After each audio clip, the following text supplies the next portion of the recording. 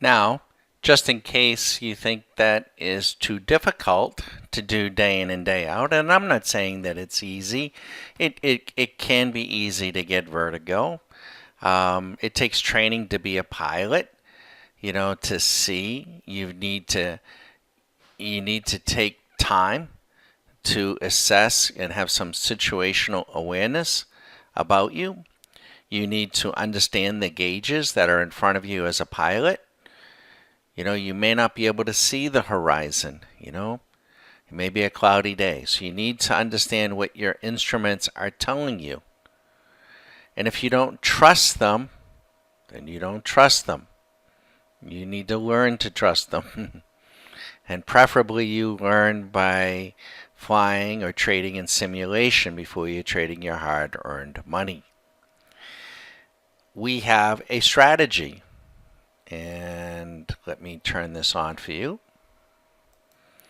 This particular strategy I just turned on is written by us, and it's called SMC GPS Double Play. And the strategy comes with modifications where, let me show you, you can decide counter trending, short, I set it as false. I'm not interested. Counter trend long, I can set it as false. Not interested.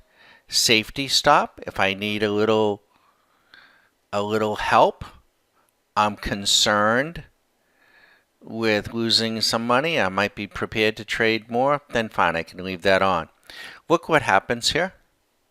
Buy, buy, buy, buy, sell, buy, sell, buy, sell, buy, sell, buy, sell. Tons of orders, always trying to protect your flank. Probably trading more than I would want. And let's just see the performance on Friday. I'm interested only on Friday. Traded about 26 times since midnight.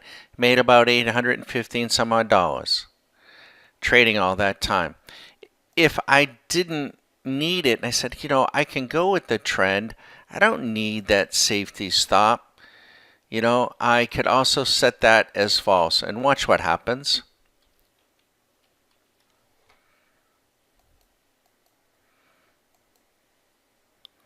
Holy smokes, Bagger. It went along back here. Right here. And guess what? It's still long. It's still long. Would you have the patience to put on a trade here? The courage? The capital? The knowledge to know? Now, could this trend have failed right here? Yeah, it could have. You would have made some money. It's not a guarantee. This one actually went short. You probably pointed out, Bagger, you went short right there for a trend, and it failed. Yeah, it did. It did. It did. But then it went long.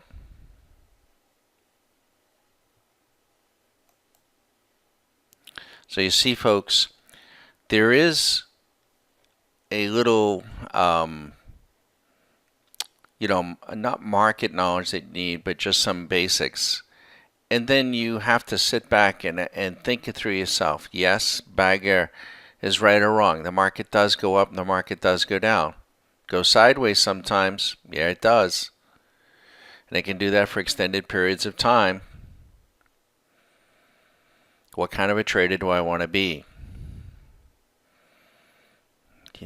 And how many times do I want to trade? And if you're looking at this and saying, well, Bagger, I don't trade price charts and Rinkos and point and figure and all that. I don't want to do that. I want to trade time charts. Okay, let me show you something else that we have just for you.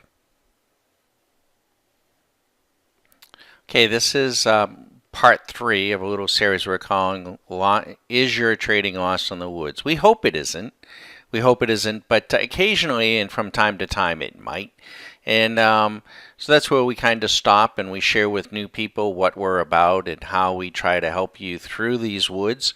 And then for our existing folks, it's just kind of a friendly reminder. You're looking at the swing machine. So if you're accustomed to trading time charts, and even if you're trading price charts, to use the time charts as a filter, as a barometer as to what everyone else is doing is a good thing, And this is a complete view, but this might be a little bit overwhelming. But before we leave this view, let me just share with you the Russell. And this happens to have the last information on Friday. Let's look at the 5-minute view of the Russell. It's long. It was long for 112 5-minute segments. It went long at 7:30 a.m. It was strong, trending up and pretty much all day. If you had entered at 7:30 and you still had the trade on, you'd be up 1,440. So if the swing machine was long on a 5-minute, which is very close, I would say it's a bigger view. Remember I talked about resolution? I promised to talk about resolution. It's a bigger view than a price chart. You don't want to go too big, right? You don't want to go on a monthly basis or a weekly basis. Probably don't even want to go on a daily basis if you're trading price charts. But you might want to take a look at your radar on a 5-minute and see what it's doing.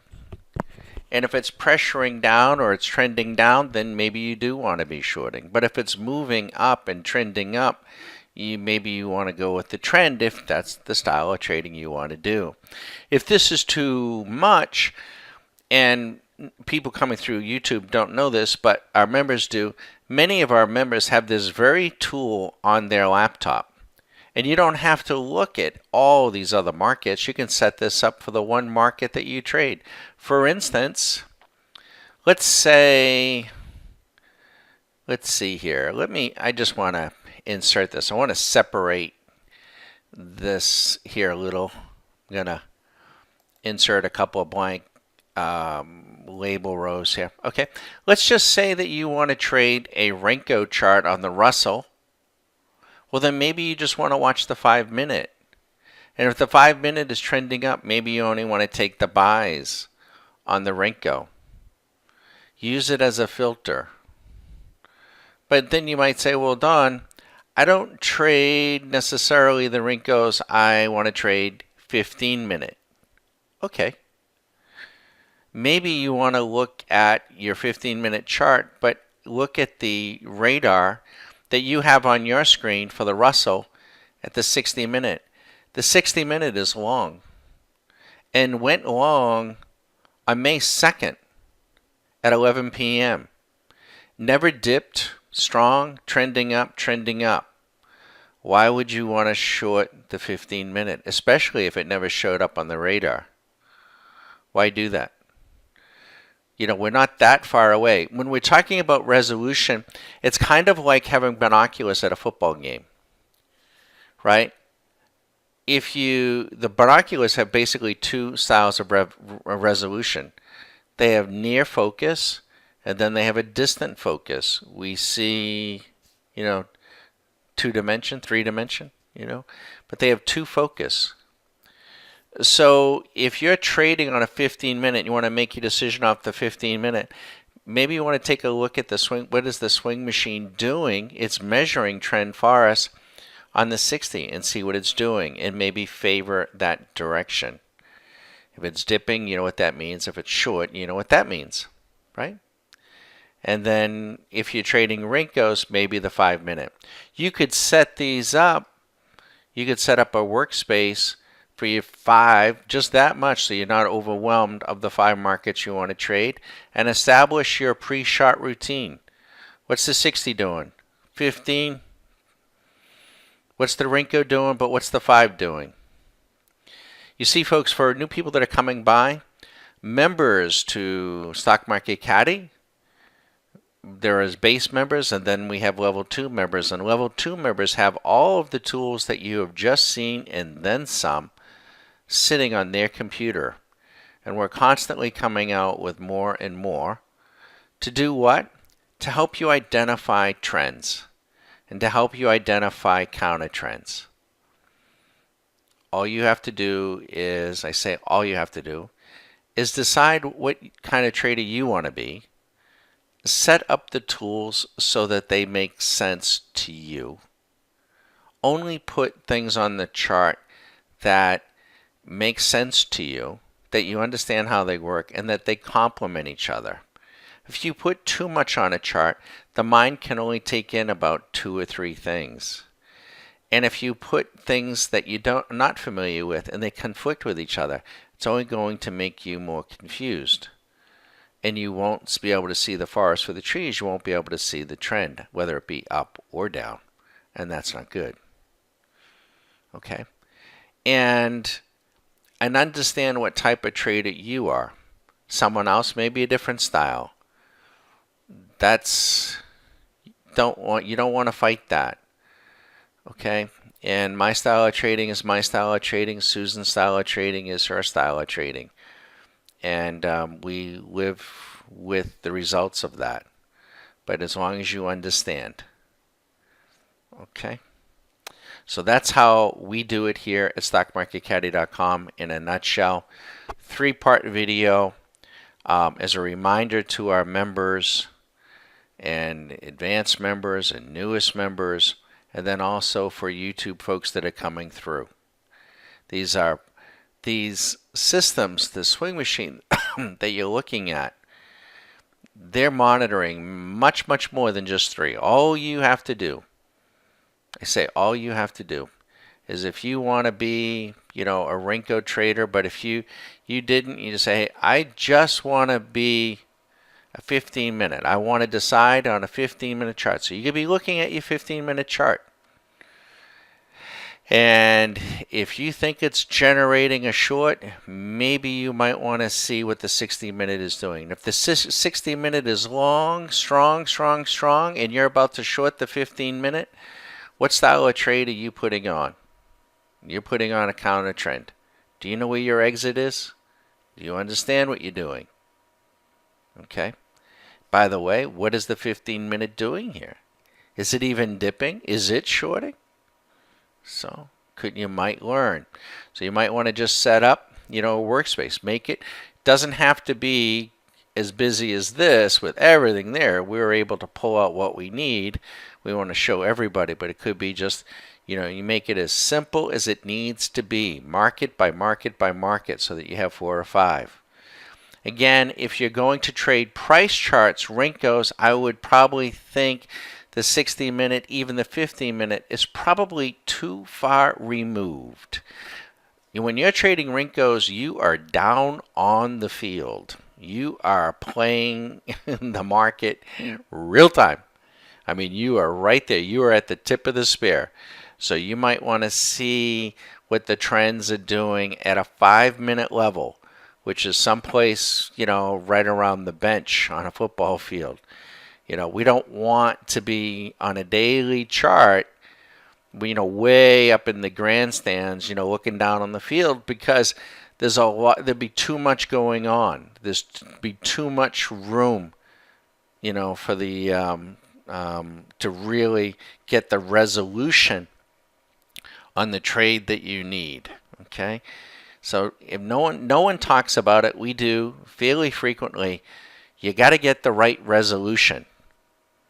Okay, and if you're using a option trade and you're trading out weeks, well, then you don't need to see the 15-minute. You don't even need to see the 60-minute.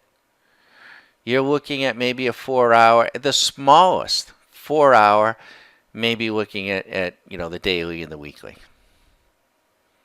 Make sense? I hope so. If it doesn't, and you're a member, please talk to me. If you're a drive-by and you're interested and you want to talk to me, you want to challenge me, that's fine. I'll take your call. I'm a real person, trading my real bread for years. We do this second nature, but my phone is 813-758-8263. I'm Bagger Don at Stock Market Caddy. More than happy to talk with you and see if we can help lead you out of the woods.